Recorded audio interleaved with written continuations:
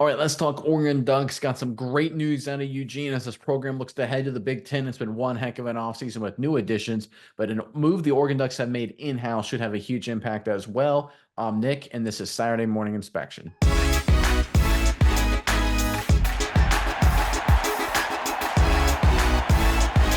All right, when it comes to Oregon and Coach Dan Lanning, we know they're smart. We know they're going to be very successful. They've proven it time in, time out, right? But heading into the Big Ten, it's a different world in the Pac-12. Obviously, completely different style of football, completely different manner, completely different strategies. Whether you like it or not, it is a more tougher, more physical game. You got to be big, strong, tough. That's what the Big Ten is known for. Battles in the trenches, and Oregon has made some really smart moves, some big moves to help shore up that side of the program. Let's get into the report, then we'll talk about it on the other side. This is from SI.com.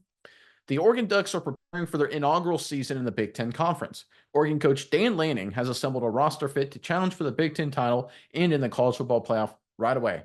To push the team to the next level, Oregon's weight room sessions have also leveled up. Head football strength and conditioning coach Wilson Love is beloved by the Ducks due to his spunky personality. Coach Love is also respected as results are pouring in. For example, Oregon linebacker Tatum Tuioti added nearly 20 pounds this offseason. Senior linebacker Jeffrey Bassad described a Duck weight room session in detail, saying that it could feel like an earthquake below with all the weights moving. It's weights moving. I mean, if you're in the parking garage below the weight room, you think there could be an earthquake going on. It's a lot of energy in there. Guys are turning everybody up, and there's a lot of music going on. Sometimes, like, dang, they think we're mutants. Bassa said, if we want different results, we're going to have to do something different. All right, to break through all the wordage there and all the kind of jumbledness there from the player from Bassa there, the main theme of the story is the Ducks are lifting heavier and more aggressively. They're using the weight room much more than they have in the past. And I think that's a crucial element. You're going to have to be bigger, stronger, tougher in the Big Ten, and credit to the Oregon Ducks and Dan Lanning and the strength and conditioning staff for recognizing that. Miles, I'm curious what your thoughts are on this. But first, Ducks fans, in the comment section below, obviously heading into the Big Ten this season, exciting new world for you guys. What Big Ten matchup are you looking forward to more than any other, right? Just this season, just the Big Ten game this season, you're really excited about more than any other. Put that matchup in the comment section below. But Miles, what do you think of what Oregon is doing right here and how will it affect them going forward? Yeah, Nick, I think this is a great move by the Ducks because they're already really, really good. This is a team that did fantastic last year. You can't beat them. They have the talent. They have just as good talent as every other team in the college football world.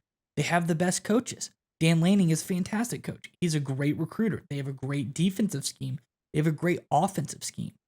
So I think the only thing they could really do is maybe more strength and conditioning, maybe, amp the player, enhance the talent that they already have, get these guys bigger, stronger, faster, like you alluded to, get them up to the level of the Big Ten, which they already are. They just need to be better than everybody else in the Big Ten.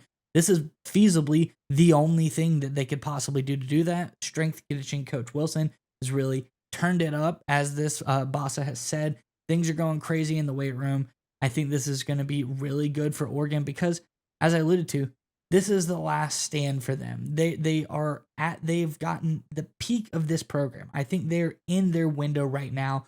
So doing everything possible for this Ducks team to go out and win a national championship, I think is paramount. And I think doing as much as you possibly can, switching what you're doing in the weight room, getting better strength and conditioning programs, better nutrition programs, that is going to be the key. Because as I alluded to, everything else is taken care of. I don't really think you could feasibly get any better than Oregon is already around all other sides of the football. So I think them doing this shows they're sparing no expense. They're doing everything they possibly can to be national champions this year. Yeah, and I agree with you there, but I don't think it's just this year. I think the future here is in mind here for Oregon, and they understand innately, like I think anyone who follows college football does, that it's completely different, the old Pac-12 and the new Big Ten in terms of stylistically, right? There are teams like Michigan, the Michigan Wolverines, for example. I don't think attempted a single pass in the second half of a road victory against the Penn State Nittany Lions last season, right? Teams like Michigan, like Penn State can be like this. Old school Ohio State was like this, right? Certainly, you look at Wisconsin historically can be that way. Nebraska wants to run the football, right? They want to, this is a conference in the Big Ten that wants to line up and play physical, run the football. I mean, Iowa, for God's sakes, they love punting and defense and special teams. It's completely different than the Pac-12, where 45 to 41 games were the common for so many years. You have to be prepared physically and just as importantly mentally for that shift. And I think that's the biggest part. I think as much as this is a physical change for a lot of these Oregon players, I think Dan Lanning and his staff, they're trying to make it a mental shift. They're trying to sit there and say, hey, we're changing up what we're doing because the game is going to be different, right? It's not the same stylistically going up against Lincoln Riley at USC as it's going to be against Sharon Moore in Michigan over the next few years, right? It's going to be a different vibe, a different energy, a different style of playing. You're going to have to adjust yourself mentally as well as physically.